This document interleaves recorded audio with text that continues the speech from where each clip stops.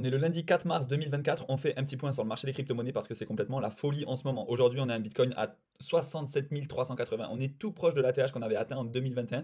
On a un Bitcoin à 67 000. C'est complètement hallucinant. L'Ether aussi a bien pumpé. Là, on va voir un petit peu les news du jour. Mais l'Ether, là, actuellement, on est à 3 500 $. C'est extraordinaire. Il y a la rumeur des ETF sur l'Ether qui pourrait être acceptée par la SEC dans les mois à venir.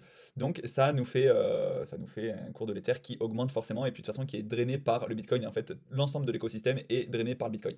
On va faire un petit tour donc sur les news du jour. Je vous ai repartagé un trade de Tada, le projet Tada dont je vous ai parlé hier, un projet sur l'intelligence artificielle de reconnaissance vocale qui a été fait par le frère de Asher, donc William Simonin. Je vous invite à aller voir, tout simplement, ça étudie les tokenomics. Mais comme je vous ai partagé hier, il y a la vidéo de Iril et celle de Asher qui sont super bien faites et qui expliquent extrêmement bien le projet et tout ce qui s'ensuit par rapport au token, etc. Ensuite, on a Grégory Raymond qui nous partage un petit graphique sur l'Ether qui franchit timidement les 3600. Donc là, comme on a vu, actuellement, l'Ether est redescendu à 3500. Mais globalement, on a un Ether qui augmente fortement ces derniers jours. Voilà, il était un petit peu à la traîne, mais généralement, est-ce que ce sera pareil dans ce cycle? Généralement, on a le marché qui est drainé par le Bitcoin. Après, ça se déverse un petit peu sur l'Ethereum. Après, ça se déverse sur les grosses capitalisations. Et après, sur les petites capitalisations et les shitcoins. Là, c'est pas forcément ce à quoi on assiste. Parce que comme on en a parlé hier, il y a les shitcoins qui explosent fortement. On a vraiment des shitcoins qui explosent dans tous les sens. Est-ce que ce sera pareil avec l'arrivée des institutionnels sur le Bitcoin? Est-ce que la Bitcoin dominance restera aussi toujours très importante? En gros, la Bitcoin dominance, c'est la part du marché des cryptos qui est représentée par le Bitcoin. Là, si je dis pas de bêtises, il faudra qu'on aille voir, mais elle tourne aux alentours de 50%. Donc, sur l'ensemble du marché des cryptos, il y a 50% c'est du Bitcoin et tout le reste, après, c'est des altcoins. Donc, Ether, les stablecoins et tout le reste. Mais est-ce que ça restera toujours aussi important? Est-ce que ça va s'accentuer avec les institutionnels qui entrent dans le Bitcoin? Ou est-ce que ça va se déverser un petit peu sur le reste de l'écosystème? Donc voilà, pour l'Ether, donc on attend potentiellement un ETF qui serait produit par BlackRock et tous les autres, et ce qui pourrait avoir une influence absolument incroyable sur le cours des crypto-monnaies. Et en fait, si on a un ETF sur l'Ether, c'est la porte ouverte à un ETF sur plein d'autres cryptos. Pourquoi pas un ETF sur Solana? Pourquoi pas un ETF sur plein d'autres cryptos?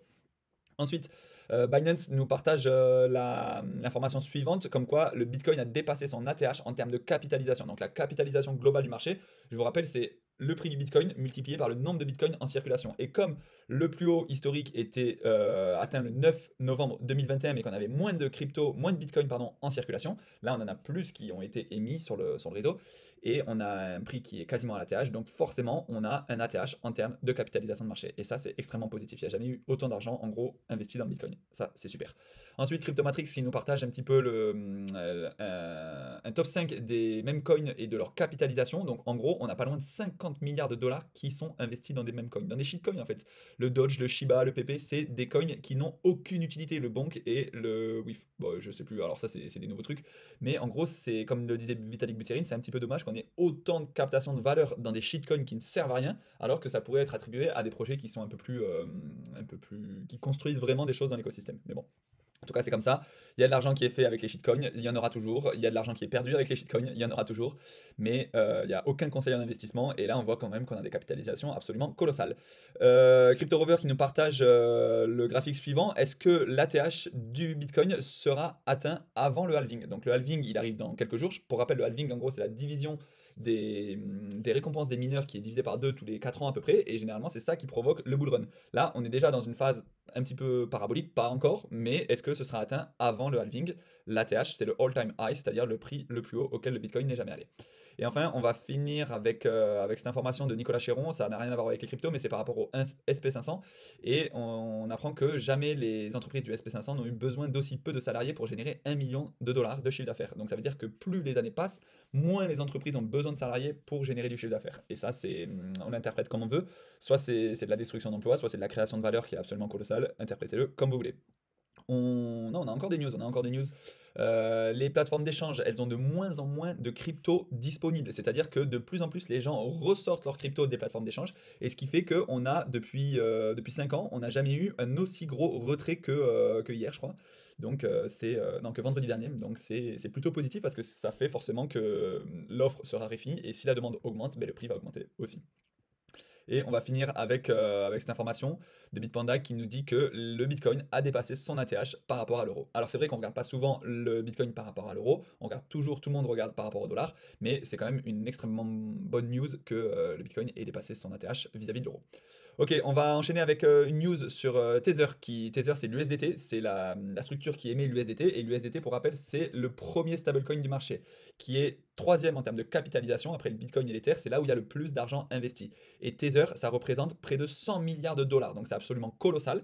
Certes, c'est critiqué parce que c'est un petit peu trop centralisé, on va dire. Ça représente près de 70% des parts de marché des stablecoins. Et ça, c'est absolument colossal parce que si jamais il y a un problème vis-à-vis de Tether, et en plus de ça, Tether, ils sont pas très transparents vis-à-vis de leur émission des stablecoins, s'il y a un problème, mais en fait, c'est la catastrophe pour le marché des cryptos. On a parlé de FTX, on a parlé de plein de crashs qu'il y a eu dans le marché des cryptos, mais là, s'il y a un problème avec le stablecoin le plus capitalisé du marché, c'est absolument la catastrophe. Heureusement qu'il n'y a pas que celui-là, moi je m'expose pas à celui-là uniquement, et on a aussi l'USDT, on a plein d'autres stablecoins qui sont certes moins capitalisés, mais pour rappel, c'est toujours important de diversifier un petit peu ces cryptos. Regardez, là on est à une capitalisation de 99 milliards de dollars, et donc on va approcher des 100 milliards. Ensuite, on a une news du journal du coin qui nous informe que BlackRock voit son ETF sur le Bitcoin qui dépasse les 10 milliards sous gestion. 10 milliards sous gestion, c'est absolument colossal. Alors, il n'y a pas que l'ETF de BlackRock, il y en a d'autres, Fidelity, etc. Mais les ETF, donc la part institutionnelle du Bitcoin, ça représente 3-4%, si je ne dis pas de bêtises, de la supply totale du Bitcoin avec le GBTC, mais c'est quand même colossal. En quelques semaines, on a 3 à 4% de tous les Bitcoins qui sont détenus par BlackRock et tous les autres. Et BlackRock, là, détiennent 10 milliards de Bitcoin sous gestion. C'est absolument colossal et c'est pour ça aussi que le prix du Bitcoin a fortement augmenté ces dernières semaines suite à l'approbation de ces ETF. Seuls 5% des ETF auraient aussi bien fait, aussi bien performé dans les premières semaines que l'ETF sur le Bitcoin. Donc ça montre que le Bitcoin, c'est encore une fois la classe d'actifs qui a le mieux performé sur les 10 dernières années. On a une news aussi de Cryptost qui nous informe que le PDG de Binance est convoqué au Nigeria pour des soupçons de blanchiment d'argent. L'exchange Binance, c'est certes le plus gros, celui qui a drainé le plus de fonds, mais effectivement, ils ont utilisé une stratégie qui était d'abord d'acquérir un max de clients et ensuite de se réguler un peu partout. Et forcément, en faisant l'acquisition d'énormément de clients, de millions et millions de clients à travers le monde, ça fait qu'ils n'ont peut-être pas tout contrôlé extrêmement bien. C'est pour ça aussi que l'ancien PDG CZ, celui qu'on connaissait tous, a été sorti tout simplement de la direction de Binance. Et là, le nouveau PDG, donc Richard Teng, il est convoqué par la Chambre des représentants sur le blanchiment d'argent et la lutte contre le terrorisme. Donc voilà, Binance un petit peu dans la sauce, mais ça reste quand même une plateforme qui est toujours très très très utilisée par les particuliers. On va finir avec la Google Trend. La Google Trend, pour ceux qui ne savent pas, c'est en gros le nombre de fois où le mot Bitcoin est recherché sur Google. Donc ça, c'est une information qui est capitale pour savoir un petit peu l'intérêt chez les particuliers. Pas forcément sur le Bitcoin, moi j'ai mis sur le Bitcoin. Est-ce que le Bitcoin a été plus recherché qu'en 2021? On voit que non. Là, vous voyez, à 100%, on est sur l'année 2019. Ensuite, pendant le bull run de 2021, on est monté à peine à 50% des recherches qui étaient effectuées en 2019. Et là, on voit qu'on est tout bas. En mars 2024, on est extrêmement bas. Donc, certes, on a un FOMO institutionnel. On a de plus en plus de personnes qui souhaitent investir sur le Bitcoin au travers des ETF et qui drainent énormément de milliards sous gestion. Mais le bull run des particuliers, il n'est pas encore arrivé. On est avant le halving, on est qu'au tout début. Donc, c'est très intéressant et c'est très important de s'intéresser au marché des cryptos maintenant parce que c'est aujourd'hui que les meilleures opportunités vont pouvoir être saisies pour les 2 prochaines années. Voilà. Si vous avez des questions sur le Bitcoin, sur les cryptos, sur les exchanges, sur tout le marché, en fait, tout l'écosystème, n'hésitez pas à me les poser dans les commentaires. N'hésitez pas à me dire un petit peu comment on pourrait améliorer les vidéos. Je vais essayer de vous faire des points de marché assez régulièrement pour qu'on puisse se tenir informé et saisir les opportunités ensemble. Voilà. Allez, je vous dis à très bientôt.